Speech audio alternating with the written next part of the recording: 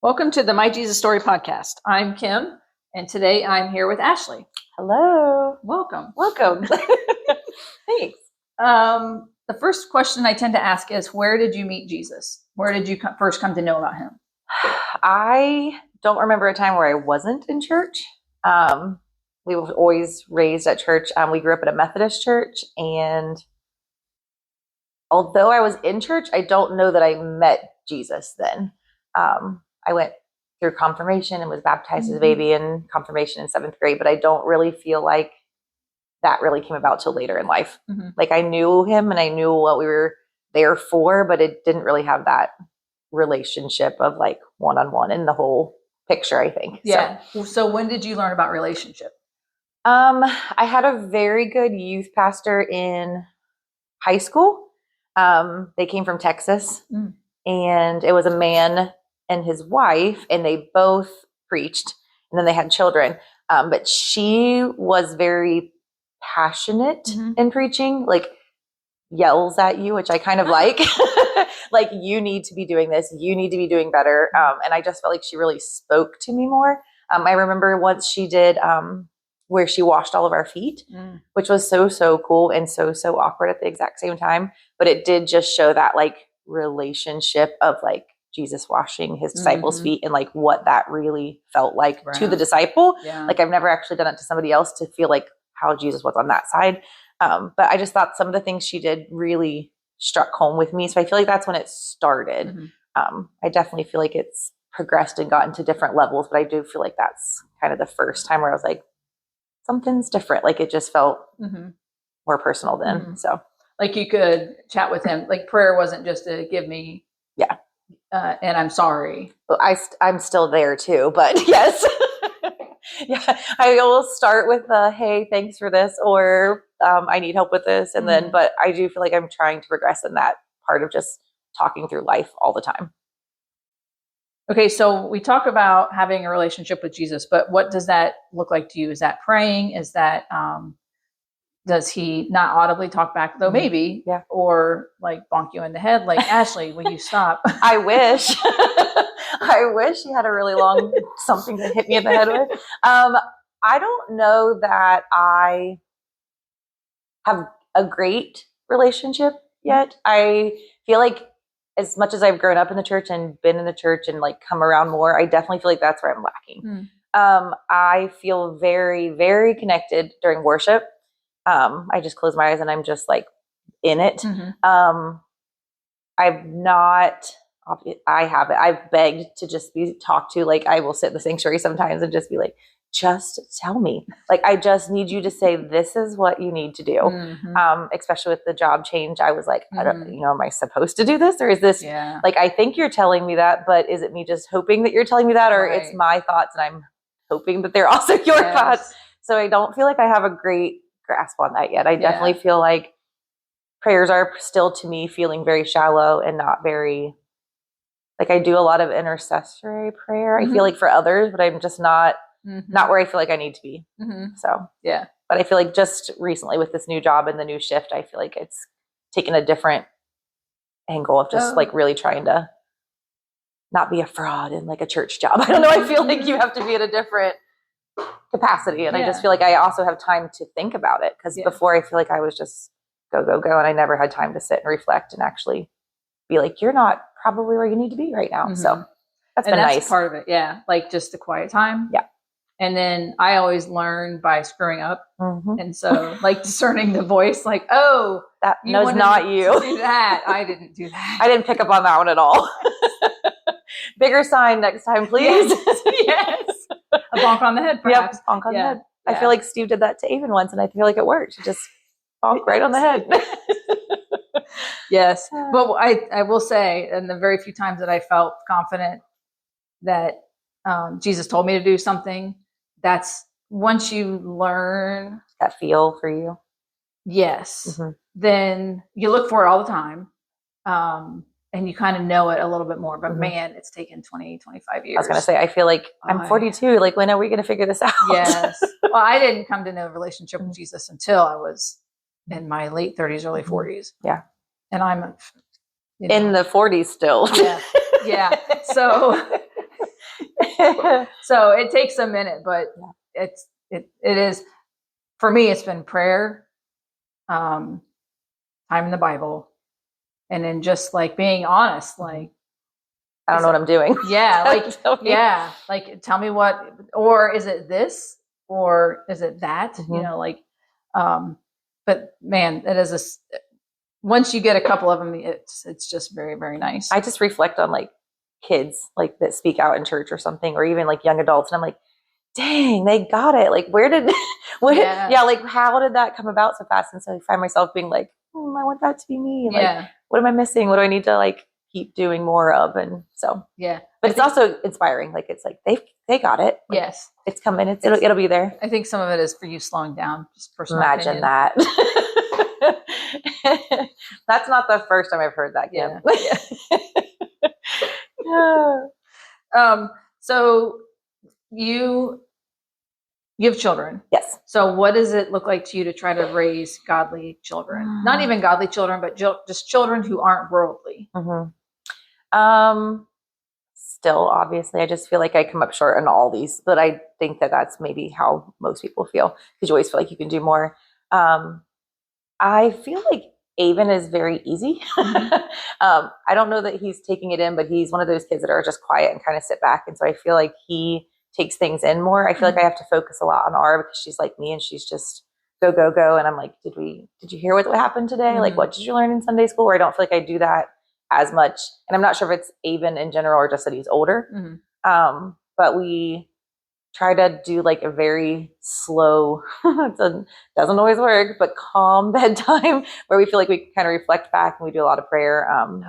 R has a lot of trouble with when Erica passed. And then we also lost my cousin really young and my grandpa back to back. And so I feel like she struggles a lot with communicating her emotions. And so I'm like, if you get upset, just stop and talk to Jesus and be like, I don't want to be upset anymore, or I can be upset later when I'm at home, because she doesn't like to be upset in front of people. So I just feel like it's a struggle, because you're like trying to balance all the pieces and still get yourself together. And so you're like, I don't want to teach them wrong, but I definitely feel like we could step that up at home. And I know that I've heard that in church too, like when I talk to Mrs. Little and stuff, and she's like, we can teach them here, but if you're not completing it at home and making that full circle.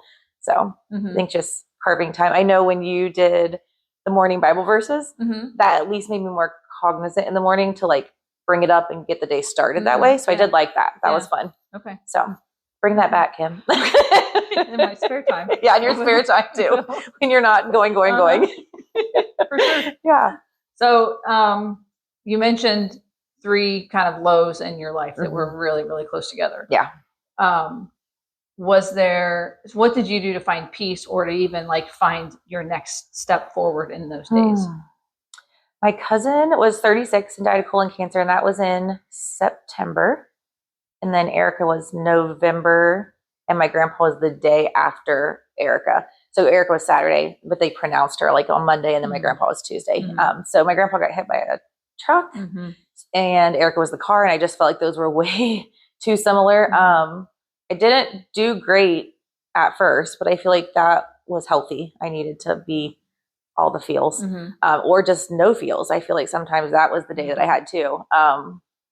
I don't know. I just felt like there's gotta be a reason that this happened all so close together. As a parent, it was terrible though, because one week, and I remember just saying, hey, everybody, we're going to come in the living room. We're going to sit down and talk as a family. And Ara said, who died now? I'm like, oh dear, we have family meetings and you think somebody dies every time. But I mean, in that time, that was kind of what if we came together as a family to have a serious talk, that was, I don't know. I just started seeing little things like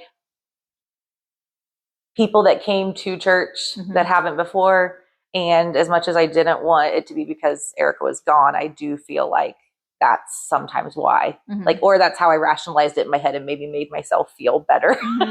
And just seeing how it stayed, like kind of always people are talking about it. Always people are bringing it up. I have my cousin on my fridge and just like 2 amazing pictures of her when she was just, so I just think it's remembering what they did and what they've done, even when they're not here, that's brought it around. So I don't know. I just feel like it's you know it was for something, even though you hate to say that somebody died for a reason.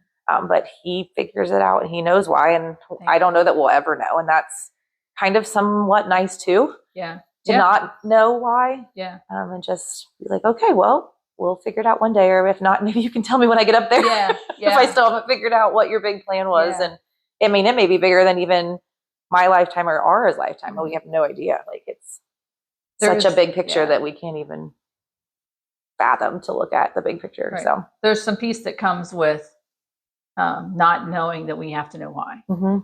And just letting it go and thinking it. Yeah, sometimes I want to know. Sometimes I'm like, why? This is I need to know. But then sometimes it's you just let it go and you have peace with that. Yeah. So. Aura likes to say that my cousin, she was like the baby whisperer. Anytime she held a baby, it fell asleep. And she said, "Oh, but Robin and Eric are up there holding all the babies and babysitting all the babies that have had to go to heaven." I'm like, oh. So it's just nice to think of like good visuals like that. Like, I've always heard that like the people up there aren't sad. They're sad for you because you're not up there. Like, oh, they're still stuck down here living the worldly life that's not as great as we think it is. Right. So can you think of a time where you had drifted from church or God or paying attention to maybe what he's calling you to do? Sure. I mean, I feel like college is an obvious time. You kind of are the first time being on your own. You're the first time making mistakes, making bad decisions. I didn't have a church that I was going to during school. I didn't have like that group on campus that I had linked into it. I feel like that made a huge difference. I feel like if you have friends that keep you on task, even if you're all making bad choices, at least there's that person you can trust to like really be watching if there's something that's pushing the envelope. But I also feel like even right after we were married, Corey and I didn't have kids yet, and I don't feel like it was a big priority for us. I mean, I know we missed it and we wanted to do it, but we were just so like getting settled and getting everything started. And we were in Columbus where we didn't have family. And I feel like family makes it easy to go to church because, you have a security net of people And so going into a place that you're no one and you have to start from fresh. But I do feel like after we had kids or when we were thinking about having kids, we were like, we need to get back into church. So I feel like there are definitely times of your life where you really focus in and then you kind of stray back off. And I feel like for me, it's a big control piece too. Like I love to be in control. And so when I feel like my life is out of control, then I know that I need to refocus and realign and get back into what's important and not the world and like everything that's taking over. So let's dig into control a little bit. Okay. So surrendering is a lot of following Jesus. So what have you surrendered? What are you still struggling to surrender? Pride and control are both two big ones for me. I really, really wanted to take the church job that they offered for the community outreach and missions. I knew that that's what I wanted to do. But I also knew that was not going to be financially capable of doing without a supplemental. And I looked and just every job I applied for and everything that I thought was the answer, the doors kept shutting. And that's when I really questioned, like, I don't know that you really want me to do this. Like, maybe you don't. And I just really, really want to do it. So I kind of just told the church no and had to go back to the school. And then we were there August and September. And October, somebody came to me from Child Focus and said, "Hey, I know you really want a part-time job and I really don't want to tell you about this." And so I just felt like that was just God opening the door again and being like, okay, here's the other half if you need to do it. So, but I mean, I had kind of given up it, even though I didn't want to, and just said, okay, well, I had told Corey, I was like, if it's supposed to work out, it'll work out and he'll lay something there, but it just didn't come like I thought it was going to. And so I kind of had given up and just like, guess we'll move on and do something else. But now it's amazing. The two jobs that I have work really well together. Child Focus with Head Start is very community based and like serving the underprivileged that can't afford to get their kids like started in learning and stuff. And then the flip side, doing outreach and missions in our community has been awesome because I get connections that I know that they offer that I didn't know about that I can bring back here and tap it into the Bethel community too. So On the other side, the pride side, I really struggle with acknowledgement, like doing things and I don't know if I mean to tell people to get the acknowledgement or if I just like to talk to people, but I always end up bringing up what I'm like, I'm not going to say anything about this. And then I bring it up and I'm like, like, did I bring it up because I want someone to be like, good for you? Like, or am I just not able to keep my mouth shut and not talk about things? But I've struggled a lot with that. I feel like I want to do things that only God knows that I did them for the right reasons. And then I feel like every time I'm like, oh, I messed up again. Like, so I definitely feel like I hate to say that I have a pride problem, but I feel like I have a pride problem. And it's hard to let it go. Like, I feel like I know there are people who do wonderful things all the time who don't say it and need that acknowledgement, but I feel like I struggle to not have that. So I'm still working on that one, but. Well, your love language might be words of affirmation then. Possibly could be. I don't know. I've never actually done the whole book. Yeah, well, you should I've started it multiple times. Yeah, that's a good one. Yeah, I don't know. That's a good one. It's interesting. Yeah. Because I don't see you as a prideful person at all. Oh, well, that's great because I'm trying really hard. And I don't feel like I think sometimes people see pride in a different way, like that they're like boastful and prideful that way. And I don't feel like it's that. I feel like sometimes I wonder if I'm saying it because I want somebody to be like, good for you. And I don't know that that's why I do it, but that's how it feels like I am seeking or something. So that's my struggle still. And that's a hard thing to figure out. It's like peeling back the layers of an onion. I feel like God is like, okay, Kim, we're going to start working on this with you because you need some help here. And I'm like, I didn't even know. I didn't even know that was there. Didn't even know I needed help with that. But you're right. I do. But it's always very gentle and it's always very, it's not condescending. Right. Or you don't feel bad about yourself, but you're like, yeah, okay. Yeah, that is there. Yep. And somebody else called me out on sarcasm once and I never really thought about it. I knew that I was sarcastic, but I never realized the negativity that it is.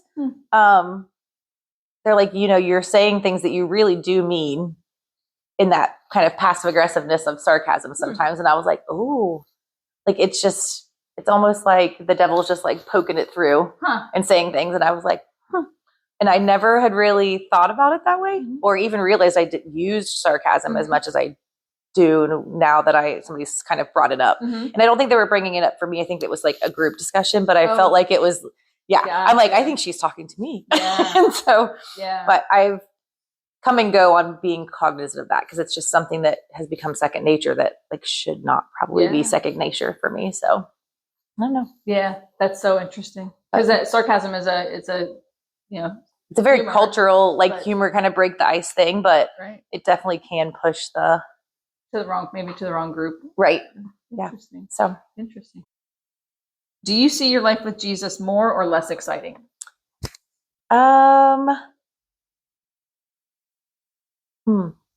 I almost want to say less.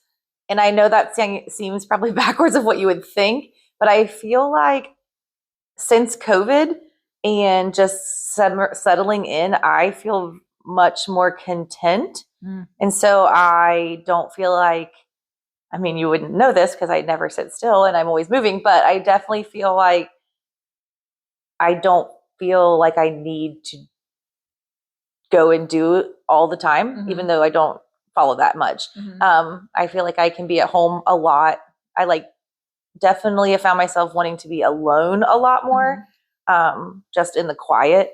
So I definitely feel like as I've progressed, I feel like it's less exciting, but more meaningful and more peaceful. Yeah. So I hate to say that it's less exciting. It's like, oh, follow Jesus and it won't be exciting. You won't have an exciting life. But I almost feel like sometimes exciting is exhausting and stressful, and exciting makes it feel like you have the ups and downs, where I feel like it's more just steady and just I don't know. I just feel like that's kind of where I've found myself more. I don't need the excitement. I just need calm and peace and just security almost more than the up and down. So I almost feel like exciting can take two different meanings.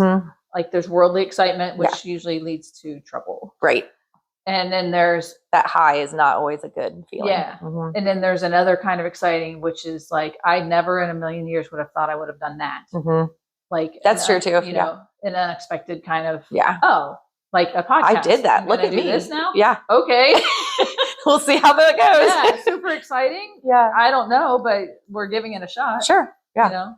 So, and that leads to another question, which is peace.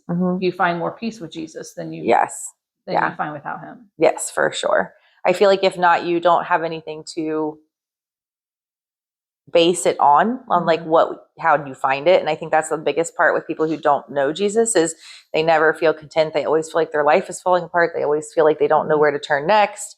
And I think if you don't have that background, you have no idea how to get your life where you want it to be. And it's because you can't. You know, like they can keep searching and trying to figure out what it is they need to do, but you're going to keep looking for a long time. Yeah. So you can find it in yoga, you can find it, whatever, but it's not going to last. Like it's, you know, that's why I think a lot of people go to drugs or something where it numbs them and makes them feel like they're where they need to be, but it's doesn't last. It's not a lasting calmness and peace. So there is something to know that whether you're having a great day or a crummy day, especially on the crummy days, you can go to the Bible and find something. Or go for a walk, clear your mind, refocus. I've noticed recently praise, like on a crummy day, praising, singing a good Brandon Lake song. Or Heck yeah. Well, when I feel like even when I listen to random songs, where I'm like, I've listened to this song 1,000 times, but when you're in that mood, something just comes out and you're like, never noticed that in that song, or like it just configures itself to where you're like, that's interestingly like applied to what I'm feeling right this second. So yeah, for sure. I feel like music's my love language. I don't know, but we'll see. That's not one of the love languages for sure, but I like that one. That would be fun. So would you consider that like how you worship as well? Oh, for sure. Yeah. If I need to feel close, it's music all the day, all the time. Like church, car, house, like all of it. It's always like my kids would tell you, like, Mom has her worship music on again. Like it's just the way that I feel like if I'm in a negative Nancy mood, it's the one thing that I feel like can flip it. So yeah. So let's talk artists. Do you have favorite musical artists? Not really. I love them all. Okay. I mean, I do love Brandon Lake, like that song, just that like soul and like that voice. I don't know. Hard Fought Hallelujah. Yes. Like and then he did it with Jelly Roll, and I loved that one. Like I mean, Lauren Daigle's just wonderful. She has like all these like wonderful, loving, but I found myself like more of like the newer, more like upbeat ones though too with the kids, because I feel like then Ara likes them, and so we sing a lot in the car and stuff. So no, I don't really have a favorite artist. I like them all. You can get a good beat and get me singing it. It's stuck and it's there forever. So I am in a CeCe Winans phase. Oh my gosh. You need to start sending me some more links then. Yes, I will. Because I probably wouldn't have come across that Brandon Lake song for a while if you hadn't sent it to me. Yeah. So the CeCe Winans has got this same thing, soulful. And when you don't know the words to a song, you can just from the listen and you feel it. Yeah. And she and I drove to work one day together. You're like, and I was like, whoa. You're like, I'm exhausted. Yes. Oh my gosh, it was good. No, it doesn't matter. You play a song and I love it. But I'm the same way with regular music, like too. I like country. I like it all. Like it's just. And you know what? That's kind of something cool. That's about like that Christian music has is a lot of people. You can go down. There are rapper Christian musicians. There are hard rock. Right. There is gospel. There is country. There's like it's all Christian. But it's something for everybody. Yeah. So what I feel like that's been amazing. Just seeing, I don't know if it's because we're in it and so we're looking for it more, or I'm in it more and so I'm looking for it more. But I feel like recently the number of athletes and the number of like celebrities and people that are just coming out and talking about God and like wearing their things and doing whatever. And I'm like, is it really a movement, or am I just more cognizant of it? Or I don't know. Like, I just don't feel like that was ever a very public thing that people did prior to just like recently. And so that's amazing to see people being like, yes, I'm on fire for Jesus. Let's do this. Yes, 100%. Yes.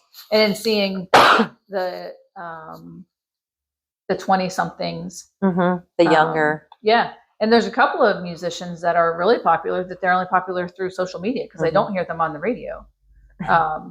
And that's a fantastic thing, good way to use social media. Forrest Frank, I don't hear him on the radio very much.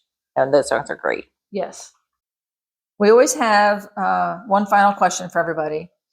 So you're sitting on a bench with Jesus. You look at him and say, the first thing that popped in my head is I'm sorry.